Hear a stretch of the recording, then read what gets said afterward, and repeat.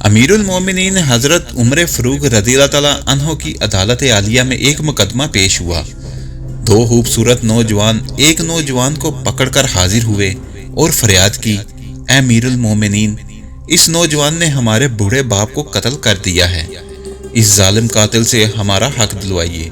تو آپ رضی اللہ عنہ نے دعویٰ سننے کے بعد ملزم کی طرف دیکھا اور دریافت فرمایا کہ تو اپنی صفائی میں کیا کہتا ہے؟ تو ملزم نے عرض کی کہ ہاں امیر المومنین، یہ جرم واقعی مجھ سے ہوا ہے، میں نے زور سے ایک پتھر اسے مارا تھا جس سے وہ ہلاک ہو گیا تھا۔ تو فاروق اعظم رضی اللہ عنہ نے فرمایا، گویا تو اپنے جرم کا اقرار کرتا ہے۔ تو ملزم نے کہا، ہاں امیر المومنین، یہ جرم واقعی مجھ سے ہوا ہے۔ تو آپ رضی اللہ عنہ نے فرمایا، پھر تم پر سزا لازم ہو گئی ہے اور اس کے بدلے تمہیں قتل کیا جائے گا۔ تو ملزم نے جواب دیا کہ آقا، مجھے آپ رضی اللہ عنہ کے حکم پر کوئی انکار نہیں، البتہ میں ایک گزارش کرنا چاہتا ہوں۔ تو ارشاد ہوا، بیان کرو۔ تو اس نے عرض کی کہ 3 دن کی مہلت چاہتا ہوں، 3 دن بعد حاضر خدمت ہو جاؤں گا۔ تو حضرت عمر فاروق رضی اللہ عنہ نے کچھ دیر سر جھکا کر سوچا، غور کے بعد سر اوپر اٹھایا اور فرمایا، اچھا کون ضامن ہوگا تمہارا کہ تم واقعی وعدے کو پورا کرنے تیسرے دن عدالت عالیہ میں حاضر ہو کر خون کا بدلہ خون سے دو گے؟ تو عمر فاروق رضی اللہ عنہ کے اس ارشاد پر اس نوجوان نے پر امید نظروں سے حاضرین مجلس کا جائزے کے بعد حضرت ابو ذر غفاری رضی اللہ عنہ کے چہرے پر نگاہیں گاڑتے ہوئے اشارہ کر کے کہا، یہ میری ضمانت دیں گے۔ تو حضرت عمر فاروق رضی اللہ عنہ نے حضرت ابو ذر غفاری رضی اللہ عنہ سے دریافت فرمایا، تو انہوں نے کہا کہ بے شک میں ضمانت دیتا ہوں کہ نوجوان 3 دن بعد ضرور واپس آئے گا۔ اس کی ضمانت کے بعد ملزم کو چھوڑ دیا گیا۔ 2 دن گزر گیا اور تیسرا دن آ گیا۔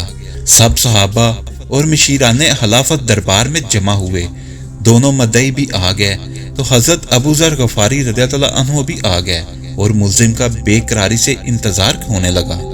جو وقت گزرتا جا رہا تھا، صحابہ کرام رضی اللہ عنہم کا اضطراب بڑھتا جا رہا تھا، کیونکہ ملزم ابھی تک نہیں پہنچا تھا اور وقت قریب آ رہا تھا، اور صحابہ کو ابو ذر رضی اللہ عنہ کی طرف سے پریشانی ہونے لگی۔ 1-2 مرتبہ مدعی نے بھی دریافت کیا، مگر انہوں نے ہر مرتبہ یہی جواب دیا، اگر 3 دن گزر گئے اور ملزم نہ آیا تو میں اپنی ضمانت پوری کروں گا، پریشانی کی کوئی بات نہیں۔ جب حاضرین پریشانی کی انتہا پر پہنچ گئے اور دہلا دینے والے انجام کے تصور سے سہم گئے کہ اچانک ایک طرف سے ملزم دربار میں حاضر ہوا۔ اس کا جسم پسینے سے بھیگا ہوا تھا، چہرے پر مٹی جمی ہوئی تھی، مسلسل بھاگنے سے اس کی سانس پھول گئی تھی۔ اس نے آتے ہی سلام کیا اور عرض کی، اللہ تعالیٰ کا جو حکم ہے بجا لایا جائے۔ آپ رضی اللہ عنہ کے دریافت کرنے پر ملزم نے بتایا کہ میں ایک امانت والے کے سپرد کرنے گیا تھا۔ واقعہ یوں ہے کہ میرا ایک چھوٹا بھائی ہے، والد فوت ہو گیا، موت سے پہلے اس نے میرے پاس میرے چھوٹے بھائی کے لیے کچھ سونا رکھا تھا اور وصیت کی تھی کہ جب وہ جوان ہو جائے تو اس کے سپرد کر دینا۔ میں وہ سونا ایک جگہ رکھ آیا تھا جس کا مجھے ہی علم تھا، اس لیے میں وہ سونا اس کے سپرد کرنے گیا تھا۔ الحمدللہ میں نے امانت اس کے سپرد کر دی۔ تو امیر المومنین رضی اللہ عنہ نے ابو ذر غفاری رضی اللہ عنہ سے پوچھا کہ آپ نے اس کی ضمانت کیوں دی تھی؟ کیا یہ آپ کا واقف تھا؟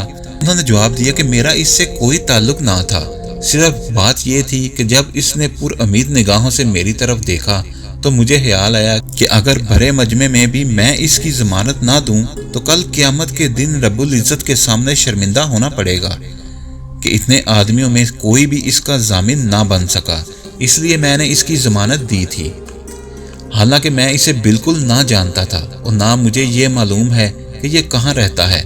بس اس کی ظاہری شرافت نے مجھے یقین دلایا تھا کہ یہ وعدے کا پکا ہوگا اور میں نے اس کی ضمانت دے دی۔ یہ بات سن کر حاضرین محفل اشکالود ہو گئے اور مدعی نے التجا کی کہ اے امیر المومنین رضی اللہ عنہ، ہم نے اپنے باپ کا خون معاف کیا۔ اگر آپ کو ہماری ویڈیو اچھی لگی ہے تو اس کو لائک اور شیئر کریں اور ہمارے چینل کو سبسکرائب کرنا نہ بھولیے۔ شکریہ۔